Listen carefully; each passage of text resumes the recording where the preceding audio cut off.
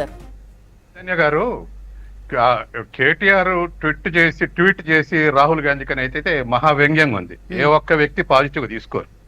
ఎందుకంటే అసలు కేజ్రీవాల్ అవినీతి పరుడైందే బిఎస్పీ ఫ్రెండ్షిప్ లో, బిఆర్ఎస్ ఫ్రెండ్షిప్ లో. ఈ లెక్కర్ స్కామ్ ఎక్కడిది? సౌతన్ వాళ్ళ నుంచేగా పోయింది.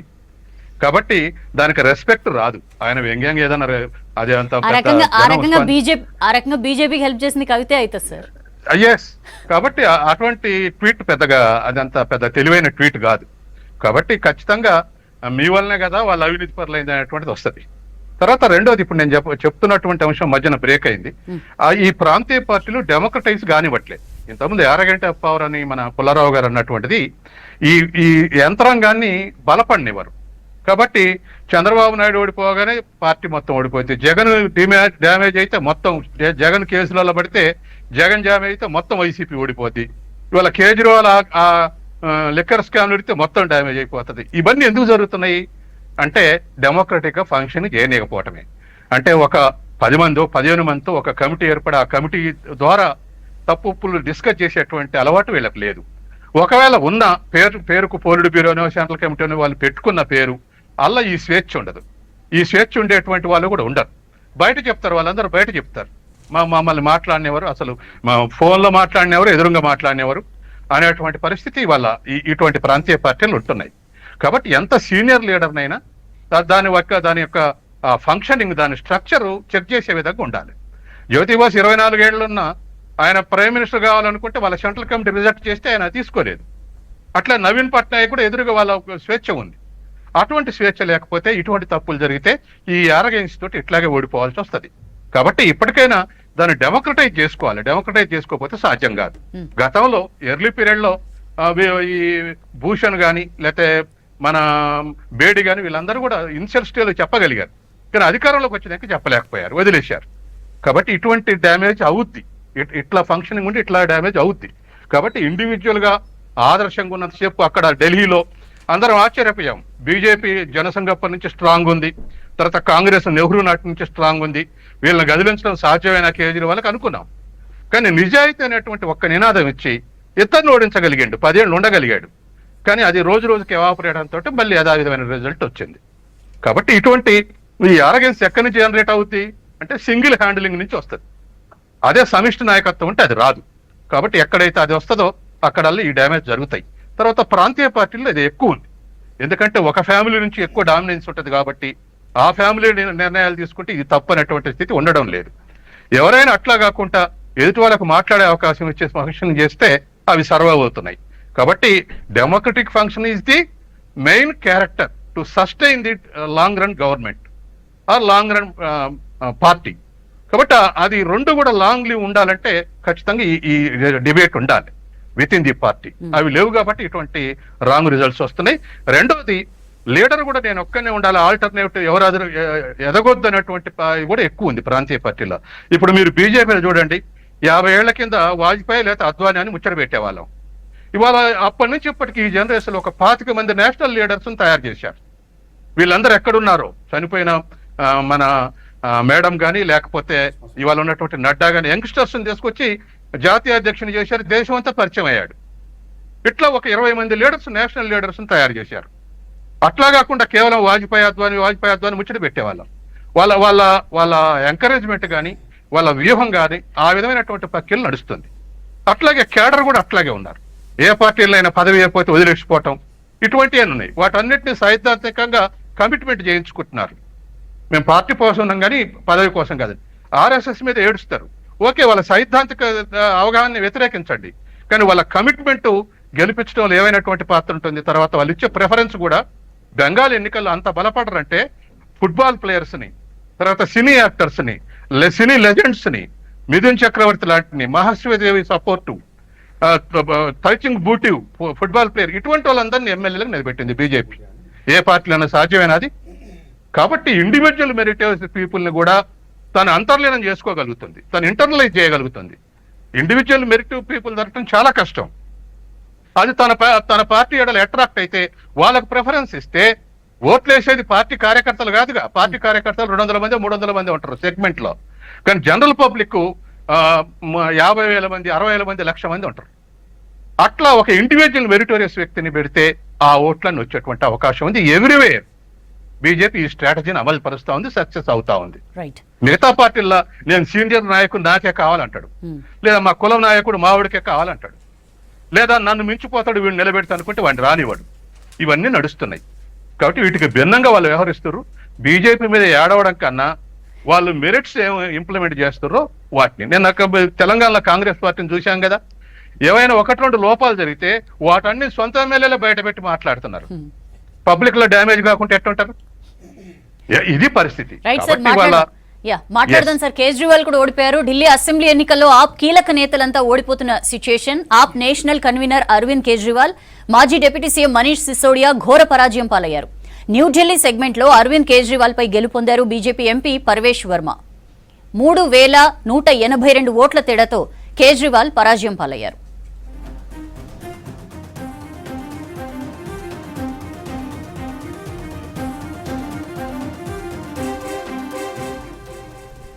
ఢిల్లీ అసెంబ్లీ ఎన్నికల్లో ఆప్ కీలక నేతలు ఓడిపోయారు. ఆప్ నేషనల్ కన్వీనర్ అరవింద్ కేజ్రీవాల్, మాజీ డిప్యూటీ సీఎం మనీష్ సిసోడియా ఘోర పరాజయం పాలయ్యారు. న్యూఢిల్లీ సెగ్మెంట్ లో అరవింద్ కేజ్రీవాల్ పై గెలుపొందారు బీజేపీ ఎంపీ పర్వేష్ వర్మ. 3182 ఓట్ల తేడాతో కేజ్రీవాల్ పరాజయం పాలయ్యారు.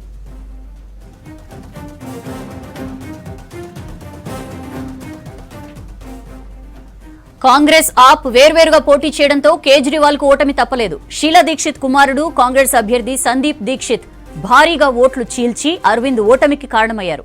2013లో జరిగిన ఎన్నికల్లో షీలా దీక్షిత్ పై అరవింద్ కేజ్రీవాల్ గెలిచారు. అప్పటి షీలా దీక్షిత్ పరాజయానికి ఇప్పుడు కేజ్రీవాల్ ఓటమితో సందీప్ బదులు తీర్చుకున్నట్లయింది.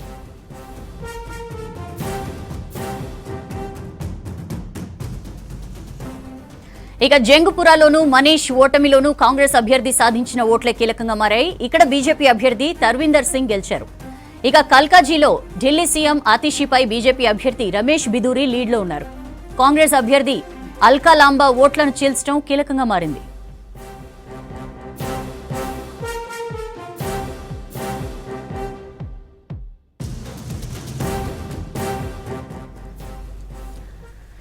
సో ఢిల్లీ లిక్కర్ స్కామ్ లో జైలుకు వెళ్లిన అరవింద్ కేజ్రీవాల్, మనీష్ సిసోడియా ఇద్దరూ ఓడిపోయారు.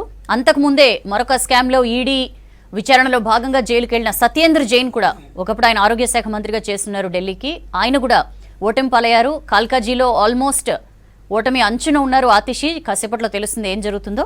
ఏంటి వరుస ఓటమి, ఎస్పెషల్లీ అరవింద్ కేజ్రీవాల్ ఓటమి మీద ఏం చెప్తారు శ్రీనివాస్ గారు? మనం చూస్తే యాక్చువల్గా అరవింద్ కేజ్రీవాల్ని ఓడించాలని బీజేపీ వెరీ క్లియర్ స్ట్రాటజీ ఉంది. అంటే 2022లో ఎప్పుడైతే పంజాబ్ ఎలక్షన్ జరిగిందో, పంజాబ్ ఎలక్షన్ జరిగిన తర్వాత అక్కడ ఆమ్ ఆద్మీ పార్టీ అధికారంలోకి వచ్చినాక ఎప్పుడైతే అక్కడ అధికారంలోకి వచ్చారో ఎమ్మటే కేజ్రీవాల్ గారు గుజరాత్కి వెళ్ళారు.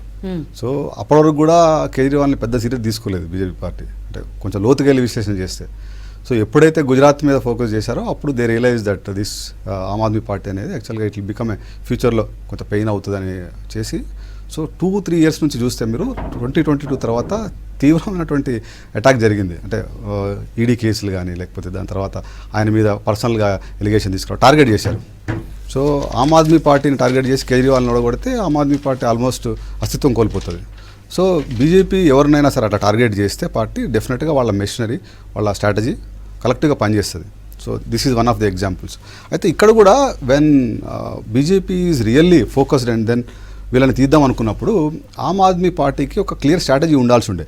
వాళ్ళు ఇప్పుడు ఫర్ ఎగ్జాంపుల్ ఈడీని తీసుకొచ్చారు. ఈడీ తీసుకొచ్చి ఛార్జ్ చేసినప్పుడు ఆమ్ ఆద్మీ పార్టీ కేజ్రీవాల్ దాన్ని ఒక పాజిటివ్గా తీసుకొచ్చి దానికి సమాధానం చెప్పి నేను ఇట్లా చేశాను చెప్పకుండా ఆయన ఎప్పుడు కూడా ఫైట్ మోడ్లోనే వెళ్ళాడు. అంటే టిపికల్ పొలిటికల్గా ఎట్లా ఉంటుందో, రైవల్ పార్టీ మీద అభియోగం చేస్తే నువ్వు ఎట్లయితే రెస్పాండ్ చేస్తావు అదే విధంగా తీసుకెళ్ళాడు దీన్ని. ఎక్కడ కూడా ఒక డిఫరెన్షియేటర్, అంటే పొలిటికల్ డిఫరెన్షియేటర్ ఎక్కడ కనపడలేదు. మనం చూస్తే కామన్ మ్యాన్గా చూస్తే, కామన్ పబ్లిక్గా చూస్తే ఈయన కూడా అందరు పొలిటికల్ పార్టీ లాగానే బిహేవ్ చేశాడు కదా. సుప్రీంకోర్టు గైడ్లైన్స్ ఇచ్చింది, అది ఇంప్లిమెంటేషన్లో ప్రాబ్లం అయింది. జైలుకి వెళ్ళారు. జైలుకి వెళ్ళినప్పుడు ఏం చేశాడు? రిజైన్ చేసి వేరే వాళ్ళకి ఇవ్వాలా, జైలు నుంచే నేను ముఖ్యమంత్రిగా ఉంటా అని చెప్పారు. సో ఇవన్నీ కూడా ఆయనకు ఒక పవర్లో, అంటే అధికారం మీద వ్యామోహం ఉన్నట్టు కనపడింది ప్రజల్లో. కామన్ పబ్లిక్లో కేజ్రీవాల్ కూడా నార్మల్ రాజకీయ నాయకుడే అన్నట్టు ఒక అభిప్రాయాన్ని, పర్సెప్షన్ క్రియేట్ చేయగలిగారు. అంటే రాజకీయాల్లో పబ్లిక్ పర్సెప్షన్ క్రియేషన్ అనేది చాలా ఇంపార్టెంట్ ఫ్యాక్టర్. అంటే నువ్వు ఎంత మంచి పనులు చేయి, but you have to create ఒక పల్స్, అంటే పబ్లిక్ పర్సెప్షన్ క్రియేట్ చేయాలి. ఆ పర్సెప్షన్ని ఇనిషియల్గా 2 టర్మ్స్లో ఏదైతే క్రియేట్ చేశాడో కేజ్రీవాల్, థర్డ్ టర్మ్ ఫెయిల్ అయ్యాడు. కంప్లీట్ గా సింపతి మీద డిపెండ్ అయిపోయినరా ఆయన ఏమనుకున్నారంటే యాక్చువల్గా ఆయనకున్నటువంటి ఓట్ బ్యాంకు ఇంతకుముందు ఏదైతే మాస్ లెవెల్లో ఉన్నదో అది ఎటు కదిలించలేరు, ప్లస్ మైనారిటీ ఓటు ఏదైతే ఉందో వాటి మీదే ఆధారపడ్డాడు. సో అది అక్కడ బ్యాక్ ఫైర్ అయింది, క్లియర్గా అర్థమైంది. ప్లస్ ఆయన స్ట్రాటజీ ఆయనకే ఎదురుకొట్టింది. ఏమనంటే 10 lakhs ఇవ్వాలి. ఒక లాస్ట్ 2 ఎలక్షన్స్లో కూడా మిడిల్ క్లాస్ ఓట్ ఏదైతే ఉందో అది మొత్తం కూడా ఆప్కి షిఫ్ట్ అయింది. ఎడ్యుకేటెడ్ మిడిల్ క్లాస్ ఓటర్ కూడా వాళ్ళంతా షిఫ్ట్ అయింది. ఆ ఓటర్ మొత్తము ఆయన స్ట్రాటజీలో ఆయనే ఫెయిల్ అయ్యాడు. 10 lakhs ఇవ్వాలన్నాడు, 12 lakhs ఇచ్చారు. BJP is very clear. So ఇతను అబ్జర్వ్ చేస్తే లాస్ట్ 1-2 years అబ్జర్వ్ చేస్తే ఆమ్ ఆద్మీ పార్టీ చేసినటువంటి ఎవ్రీ స్ట్రాటజీ ఫెయిల్ అయింది. ఓకే. సో వాళ్ళు పబ్లిక్ పర్సెప్షన్లో నెగిటివ్లోకి వెళ్ళిపోయారు. వీళ్ళకి నెరేటివ్ లేదండి. ఎలక్షన్ క్యాంపెయిన్ మొత్తంలో కూడా వీళ్ళకి నెగిటివ్ అంటే మొత్తం నెగిటివ్ నెరేటివే తప్పించి ఎక్కడ పాజిటివ్ నెరేటివే లేదు. ఒక ఓటరు వచ్చి ఆమ్ ఆద్మీ పార్టీకి ఓటు వేయాలి అంటే గన ఇన్ఫ్లుయెన్షియల్ ఫ్యాక్టర్ ఎక్కడ ఉంది చెప్పండి. సో ఏది అంటే ఏ అంశం మీద కూడా అతనికి ఈ విషయంలో కేజ్రీవాల్ నాకు గొప్పగా చేయగలుగుతాడు. 2013లో డెఫినెట్గా ఉన్నాయి. యాంటీ కరప్షన్ అన్నాడు, డెవలప్మెంట్ అన్నాడు. ఈ ఎలక్షన్లో మాత్రం ఆ ఫ్యాక్టర్ ఎక్కడా కనపడలేదు. బట్ స్టిల్ కొంత గ్రౌండ్ లెవెల్లో కొంత గ్రాస్ రూట్లో ఉన్న పట్టు వల్ల ఆ సీట్లు కూడా 20 కూడా వస్తున్నట్టు కనబడుతుంది. ప్లస్ మైనారిటీ ఓటు, ఆ కన్సాలిడేషన్ ఎక్కడైతే ఉందో దానివల్ల జరుగుతుంది. బట్ ఓవరాల్ స్ట్రాటజీలో చూస్తే కూడా ఆమ్ ఆద్మీ పార్టీ లాంటి రీజనల్ పార్టీకి ఇది ఒక మంచి లెసన్. ఎందుకంటే ఎప్పుడు కూడా ఎక్కువ ఊహించుకోకూడదు. ఇప్పుడు మన స్థాయిని మించి మనం ఊహించుకుంటే కన్నా this is what it happens. అంటే ఏం చెప్దాం అనుకుంటున్నారు ఓటర్స్? ఇక్కడ మన దగ్గర టీఆర్ఎస్, ఇప్పుడు బీఆర్ఎస్ పరిస్థితి చూసినా, అక్కడ కేజ్రీవాల్ పార్టీ పరిస్థితి చూసినా, మీరు ప్రాంతీయ పార్టీలు మన రాష్ట్రం వరకే పరిమితం అవ్వండి, ఓవర్ అంబిషియస్ కావద్దు, ఇట్లాంటి సంకేతాన్ని ఏమైనా మనం చూడాలా, లేకపోతే హౌ టు లుక్ ఇట్? డెఫినెట్గా అంటే పార్టీలు డెఫినెట్గా they will do their own చేస్తారు, స్ట్రాటజిక్గా గ్రౌండ్ వర్క్ చేస్తారు. బట్ మనం చూస్తే ఇక్కడ 2014లో నినాదం ఏముండే యాక్చువల్గా రూరల్ తెలంగాణ మొత్తం కూడా టీఆర్ఎస్ పార్టీకి ఓటేసింది. 2018కి వచ్చేసరికి కూడా ఎలక్షన్ నెరేటివ్ వాజ్ డిఫరెంట్. తెలంగాణనే 2014 నుంచి 2018 వరకు కూడా ఒక అగ్రస్థానాన్ని నిలిపారు, గ్రోత్ మొమెంటంలో తీసుకొచ్చారు. సో గ్రోత్ ఓరియంటేషన్ నినాదంలో 2018లో మళ్ళీ పీపుల్ గేవ్ ఎ వర్డిక్ట్. కానీ 2018 నుంచి అగైన్ మళ్ళీ ఆ ఎలక్షన్ తర్వాత 2023 వరకు 4 years 5 yearsలో కూడా ఆప్ చేసినటువంటి సేమ్ సినారియోస్ ఇక్కడ కూడా కనపడ్డాయిగా మనకి. అంటే సేమ్ అంటే చాలా అంటే మల్టిపుల్ ఫ్యాక్టర్స్. సెంట్రల్ గవర్నమెంట్తో యుద్ధం, ప్రధానమంత్రి గారు వస్తే వెళ్ళకపోవడం, ఇవంతా చర్చ జరిగింది. అంటే విలేజ్లో తర్వాత ఇక్కడ నుంచి బీహారు అక్కడికి వెళ్ళి రైతులకి డబ్బులు ఇవ్వటం. అంటే విలేజ్ స్థాయిలో మేము రీసెర్చ్ చేస్తున్నప్పుడు కొంతమంది ఓటర్లు చెప్పిన అంటే వింటే అంటే నిజంగా ఆశ్చర్యపోయాను నేనే. అంటే లోపల విలేజ్ లెవెల్లో ఓటర్కి అంత క్లారిటీ ఉంటుందా అని. వాళ్ళు ఏమంటుండే అంటే మన తెలంగాణ డబ్బులు తీసుకెళ్ళి బీహార్లో పంజాబ్లో ఇస్తే ఎట్లా రైట్ అయింది సార్ అది అనేటువంటి డెఫినెట్గా అంటే వాళ్ళు వ్యక్తపరిచారు అది. సో ఇంత క్లియర్గా అబ్జర్వ్ చేస్తారు గ్రాస్ రూట్లో. సో గ్రాస్ రూట్లో పబ్లిక్ పర్సెప్షన్ నువ్వు ఎప్పుడైతే మిస్లీడ్ అవుతుందో అది పెద్ద చర్చ జరుగుతుంది. సో మరి సేమ్ ఏదైతే 2014లో టీఆర్ఎస్ పార్టీకి స్ట్రెంత్ ఇచ్చి అధికారంలో తీసుకొచ్చిన ఓటరు ఈ రోజున కాంగ్రెస్ పార్టీకి అంటే వాళ్ళకి ఆల్టర్నేటివ్ చూశారు. వాళ్ళకి దే డోంట్ వాంట్ యాక్చువల్లీ అక్కడ బీఆర్ఎస్ని వద్దనుకున్నప్పుడు ఆల్టర్నేటివ్ ఏముండే, బీజేపీ కాంగ్రెస్ ఉండే. మరి బీజేపీ కాంగ్రెస్ ఉన్నప్పుడు క్లియర్ కనపడింది బీజేపీ టీఆర్ఎస్ ఒకటే అనేటువంటి సంకేతం ఆ ఎలక్షన్లో క్లియర్ కనపడింది. ఎందుకంటే అప్పుడు కూడా లిక్కర్ స్కామ్ ఉండే, అరెస్ట్ కాలేదు. సో మైనారిటీస్లో కూడా క్లియర్ అంటే అవన్నీ నెరేటివ్స్ పనిచేసినాయి. ఇక్కడ కూడా సేమ్ ఆమ్ ఆద్మీ పార్టీ చేసినటువంటి మెయిన్ తప్పు ఏంటంటే వాళ్ళు అంత అగ్రెసివ్గా సెంట్రల్ గవర్నమెంట్ మీద వెళ్ళి ఫైట్ చేయకుండా ఉండాల్సింది. ఇది కూడా డిఫరెంట్ అప్రోచ్ చేయాల్సి ఉండే. అంటే ఇప్పుడు వీళ్ళు కూడా సేమ్ ఏదైతే అదర్ పొలిటికల్ పార్టీస్ చేస్తే అదే చేశారు కదా, కొత్తగా ఏం చేశారు? సో అక్కడ డెఫినెట్గా ఫైర్ అయింది. రీజనల్ పార్టీస్ కూడా ఎప్పుడు కూడా అంటే ఆల్దో పొలిటికల్ రైవలరీస్ ఉండొచ్చు, కానీ when it comes to the గవర్నెన్స్లో సెంట్రల్ గవర్నమెంట్తో కంపల్సరీ కలిసి పనిచేయాలి, ఒక మంచి వాతావరణం క్రియేట్ చేయాలి, వాళ్ళకి ఇచ్చే రెస్పెక్ట్ వాళ్ళకి ఇవ్వాలి, మనం తీసుకునే రెస్పెక్ట్ మనం తీసుకోవాలి. ప్రజలు గమనిస్తారు. వాళ్ళు ఇప్పుడు ఫర్ ఎగ్జాంపుల్ వాళ్ళు నిజంగా నిన్ను తొక్కేస్తే సింపతి ఫ్యాక్టర్ క్రియేట్ అయ్యేది కదా. ఇప్పుడు అరవింద్ కేజ్రీవాల్ని బీజేపీ ప్రభుత్వం ఇబ్బంది పెట్టిన మాట వాస్తవం, అవునన్నా కాదన్నా. కానీ మరి ఎక్కడ సింపతి క్రియేట్ కాలే కదా. ఎందుకు కాలేదు అంటే నువ్వు ఇప్పుడు రెస్పాన్స్ చేసి ఉంటే కన్నా ద వే హీ రెస్పాండెడ్ డెఫినెట్గా అతనికి నెగిటివ్ అయింది. సో ఇది ఒక లెసన్ రీజనల్ పార్టీస్ అన్నిటికి కూడా ఇది ఒక లెసన్ కావాలి. అయ్యి వాళ్ళు నేర్చుకొని దీని నుంచి ముందుకెళ్తే డెఫినెట్గా రీజనల్ పార్టీస్ అన్నీ కూడా రీజనల్ పార్టీసే ఉండాలని కోరుకుంటాయి. రీజనల్ పార్టీస్ కూడా అన్ని అక్రాస్ ఇండియాలో రీజనల్ పార్టీస్ ఉంటే మంచిది. ఎందుకంటే వాళ్ళంతా కలిసి ఒక థర్డ్ ఫ్రంట్ ఏర్పాటు చేసి నేషనల్ పార్టీకి ధీటుగా ఒక ప్రభుత్వాన్ని ఏర్పాటు చేసే దిశగా చాలా చర్చలు జరిగినాయి. మనం చూసాం లాస్ట్ 30-40 years ఇండియన్ పొలిటికల్ సిస్టంలో. సో అట్లాంటివి రావాలని అనుకుంటారు. నేషనల్ పార్టీస్ రీజనల్ పార్టీస్ ఉండొద్దు అనుకుంటారు. So this is a game. ఈ గేమ్లో రీజనల్ పార్టీ సర్వైవ్ కావాలంటే కానీ వాళ్ళకి క్లారిటీ ఉండాలి, వాళ్ళు ఎక్కడ ఏం చేయాలి అనేది ఆ స్ట్రాటజీ ఉండాలి, ప్రజల్లోకి వెళ్ళాలి, ప్రజల్ని కన్విన్స్ చేసుకోవాలి. సో అప్పుడు డెఫినెట్గా ఒక విధంగా మన ఇండియన్ పొలిటికల్ సిస్టంలో రీజనల్ పార్టీలు ఉండటం కూడా మంచిదే. ఎందుకంటే రీజనల్ పార్టీస్ కంపల్సరీ రీజనల్ హక్కుల కోసము పోటీ చేస్తాయి, అంటే వాళ్ళు కొట్లాడతారు కూడా. అండ్ ఒక కీలకమైన పాయింట్ కూడా అన్నారు ఇందాక సార్ మాట్లాడుతూ అందే సత్యం గారు, ఒక నవీన్ పట్నాయక్కి ఒక జ్యోతి బాసుకి లేని అహంకారం కేసీఆర్కో కేజ్రీవాల్కో రావడం వల్లే ప్రజలకు దూరం అయిపోయారు అని. అంటే డెఫినెట్గా ఆరోగెన్స్ అయితే కేజ్రీవాల్లో కనపడిందండి. అంటే డెఫినెట్గా కనపడింది. అంటే రీజనల్ పార్టీలు ఎప్పుడు కూడా ఎక్కువ ఊహించుకుంటే అనుకున్నాం కదా మనం, డెఫినెట్గా కనపడింది. అంటే అన్ని విషయాల్లో కనపడింది, ఒకటే కాదు. ఆయన లాస్ట్ మినిట్లో నాకు పర్సనల్గా నచ్చింది ఒక కామెంట్ అయితే చాలా నాకే ఇబ్బంది అనిపించింది. అంటే ఈయన ఒక స్టేచర్ని ఆయన దిగజార్చుకున్నట్టు. ఏంటంటే ఎలక్షన్ కమిషన్ మీద తీవ్రమైనటువంటి ఆరోపణలు చేశారు. అంటే ఏ లెవెల్కి వెళ్ళాడంటే కానీ అంటే చౌకబారు రాజకీయాలు చేస్తారు చూసారా, ఆ లెవెల్కి ఆయన వెళ్ళిపోయినాడు. ఆ ఎలక్షన్ కమిషన్ మీద నువ్వు అంత చేయాల్సిన అవసరం లేదు, ఇప్పుడు అయిపోయినాక ఆయన ఏం చేస్తాడో, పదవి తీసుకుంటాడో అటువంటి, అంటే ఆ లెవెల్ ఆఫ్ పాలిటిక్స్లో అయినా ఏ ఫీల్డ్లో అయినా సరే you have to maintain your dignity. ఆ డిగ్నిటీ కోల్పోయినప్పుడు ప్రజలు కూడా చూస్తారు. సో ఈయనకి ఏమైందంటే ఆ పదవి మీద ఆకాంక్ష అనేది, మోజు అనేది బాగా పెరిగిపోయినట్టు క్లియర్ కనబడుతుంది. ఆయన డెస్పిరేషన్ కనపడింది. సో కేజ్రీవాల్ సెల్ఫ్ గోలే చేసుకున్నాడు. మీరు చూస్తే మనీష్ సిసోడియా దగ్గర కూడా, అక్కడ కూడా జంగ్పురాలో కూడా కాంగ్రెస్లో 3 సార్లు గెలిచినటువంటి ఎమ్మెల్యేని తీసుకొచ్చి బీజేపీ పోటీ నిలబెట్టింది. తన్వీందర్ సింగ్ మార్వాన్ ఉన్నారు కదా, ఆయన యాక్చువల్గా వెరీ స్ట్రాంగ్ లీడర్. నేను జంగ్పురాలో కూడా యాక్చువల్గా ఐ వాజ్ దేర్, ఆల్మోస్ట్ ఒక 1 వీక్ ఉన్నా నేను ఉన్నప్పుడు. జంగ్పురాలో కూడా గ్రౌండ్ లెవెల్లో గ్రాస్ రూట్లో చాలా స్ట్రాంగ్ ఉంది ఆమ్ ఆద్మీ పార్టీ చాలా స్ట్రాంగ్ ఉంది అక్కడ. సో మనీష్ సిసోడియా లాస్ట్ ఎలక్షన్లో కూడా మీరు చూస్తే మొత్తం గెలిచినాక, అన్ని సీట్లు గెలిచినాక మనీష్ సిసోడియా రిజల్ట్ ఒక్కటే లేట్గా వచ్చింది. సో ఆ రిజల్ట్ కోసం వెయిట్ చేసి కేజ్రీవాల్ ఆ రిజల్ట్ వచ్చినాకనే ప్రెస్ మీట్ పెట్టాడు. సో మనీష్ సిసోడియా మళ్ళీ స్ట్రాటజీగా అక్కడ నుంచి మూవ్ అయ్యాడు. జంగ్పురాలో ఆప్కి బేస్ ఉందని, బట్ అక్కడ కాంగ్రెస్ పార్టీ నుంచి వచ్చినటువంటి బీజేపీ నాయకుడు గెలవటం, చాలా స్ట్రాటజీగా బీజేపీ పనిచేసింది ఎలక్షన్ మిషనరీ. అంటే నేను చెప్పినట్టు 2022 నుంచి కేజ్రీవాల్ని ఓడగొట్టడానికి BJP did their own homework చేశారు, స్ట్రాటజీ చేశారు. And then